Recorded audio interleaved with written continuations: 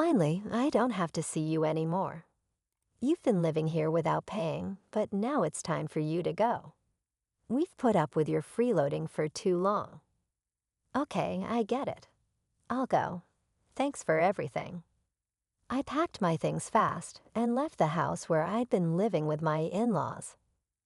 I saw my mother-in-law smiling happily as I left. I chuckled to myself, putting on a sad face, but I knew what was coming for this house next. Hi, I'm Emily, 32 years old, and I work from home. I've been married to John for 5 years. We were happy together, but things changed in our 4th year of marriage. Suddenly, my father-in-law got sick, and we had to move in with my in-laws to take care of him. We thought it would only be temporary, but John's the only child, so we ended up staying longer to help out. I even thought about quitting my job to take care of him, but luckily I could keep working from home. Living with my in-laws was chaotic at first, but then came some issues, especially with my mother-in-law. Emily, when are you going to start doing some housework? Get cleaning and cook dinner already. I'm not just lazing around, mother-in-law. What are you talking about? You're always on that computer, surfing the web. You must be goofing off instead of doing work. The idea that using a computer means wasting time is old-fashioned. I got special permission to work from home. I didn't want to waste the skills I'd worked hard to get, so I balanced my job with taking care of the house and my father-in-law. It felt good when, after about 3 months of hard work, I managed to earn as much as before. I had to work extra hard because it was tough to manage on just John's income. I'm glad we'll finally have some extra money. I want to save up, I thought, but things got harder. For some reason, it seemed like our savings were just going down. When I checked our spending, I realized John was spending a lot, and I found out my mother-in-law was spending a lot too. John has always liked to show off, often treating his coworkers to lunch. But lately, he's been using our credit card to throw big parties for them.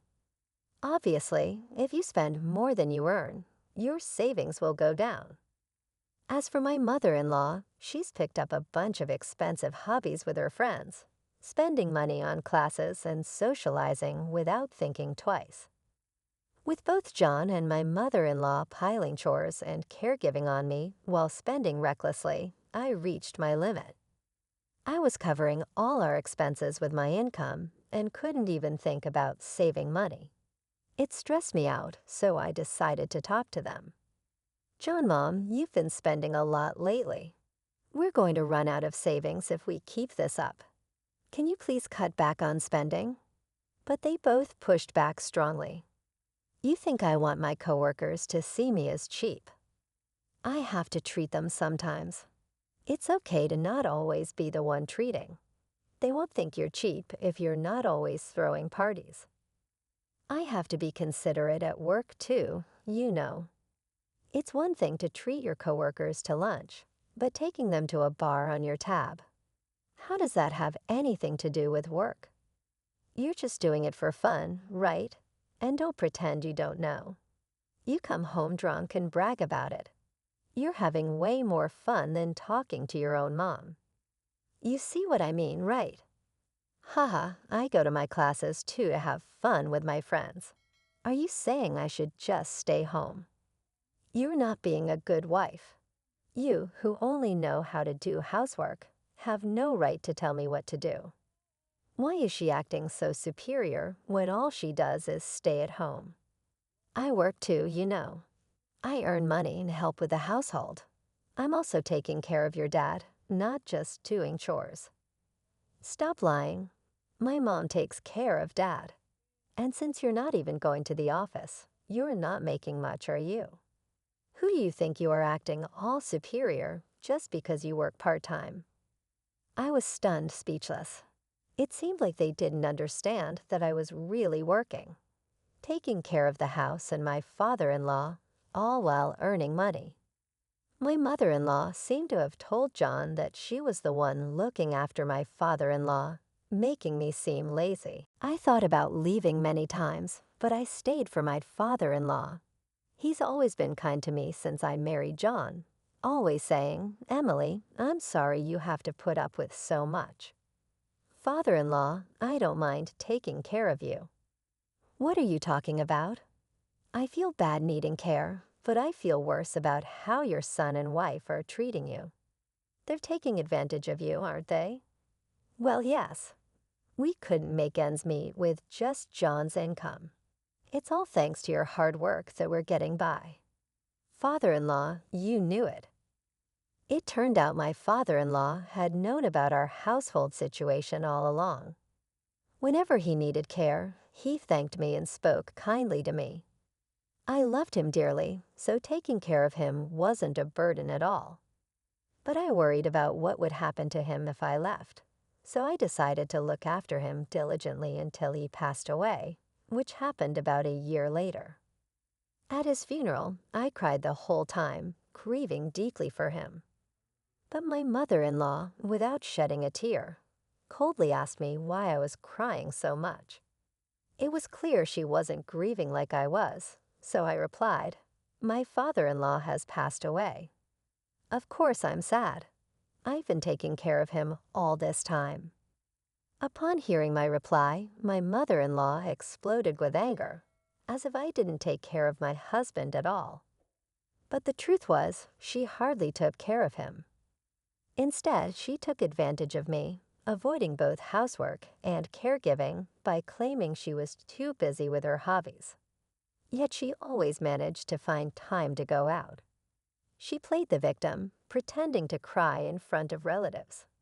From the outside, it looked like I was the bad daughter-in-law. People would say, "Stop being so hard on your mother-in-law."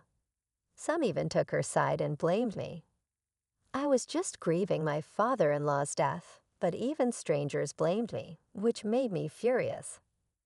I chose to distance myself from our relatives.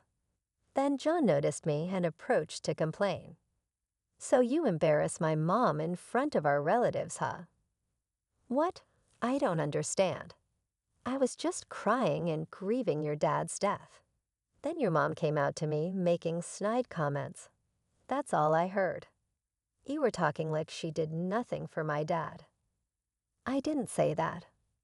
I was just saying how sad I was that your dad, who I have been taking care of, passed away. Maybe it sounded like I was blaming your mom because she didn't do anything. But in reality, are you looking down on my mom? No, I'm just telling the truth. And if you're so upset, you should have helped me out. Don't you think you could have taken better care of your own dad? Why are you blaming me too? I'm not involved in this. You're his son. Didn't you feel any responsibility to take care of him? I had work. It was your job as a housewife to take care of him. That's not fair. I have work too, so that doesn't make sense.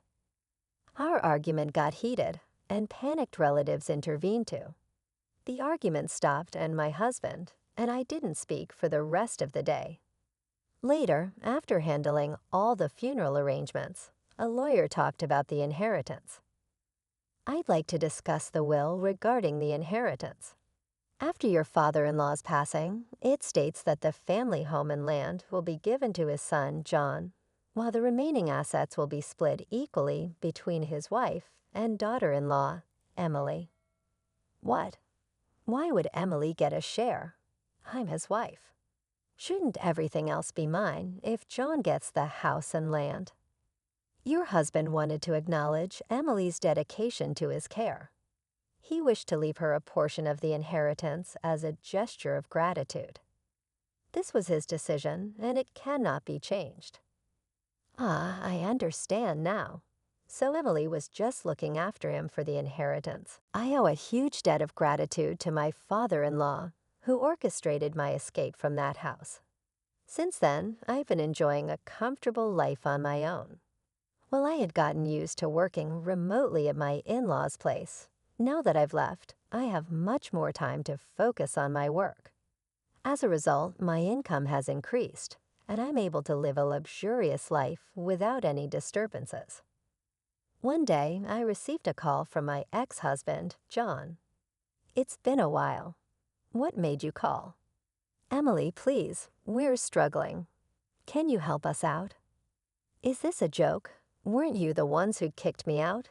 Even though we're earning the same, we're barely making ends meet. We can't keep living like this." "Oh, that sounds rough." I decided to lay it out straight. "Well, that's because my salary isn't supporting the household anymore." "What do you mean? Can't you see? You couldn't sustain your lifestyle just with your income, even though you were spending lavishly. And I couldn't afford our lifestyle on my own." "Nonsense. You've always been wasting your salary on yourself. The only reason we managed was because of the money I was bringing in. At your age, your spending habits, both you and your mother, are just ridiculous." "What? So how much were you making, Emily?" "Let me think. It was around $4,800 a month back then." "I think you were making that much." "Yes, I was, but you never knew, did you? By the way, now that I'm not held back, I'm making even more." Haha. Even over the phone, I could sense my ex-husband's surprise. "Emily, what do you say we give living together another shot?" "Huh? Kicking you out was a mistake. We can start over, can't we?" "What are you saying? You're just interested in my money now." "It's not about that. I've realized I still love you, Emily. Don't be ridiculous. I have no interest in going back to you. By the way, what about the inheritance your mother got? You should still have plenty left from that." "That's right. Well, it's almost gone." "There's no way. She got around $100,000, right? You couldn't have spent it all so quickly." "We went shopping, took trips overseas, plus we lost almost half of it in casinos." "Both of you are beyond help." I'm speechless. I'm a stranger now. I can't do anything about it, and I don't want to. But don't say such cold things. Help us.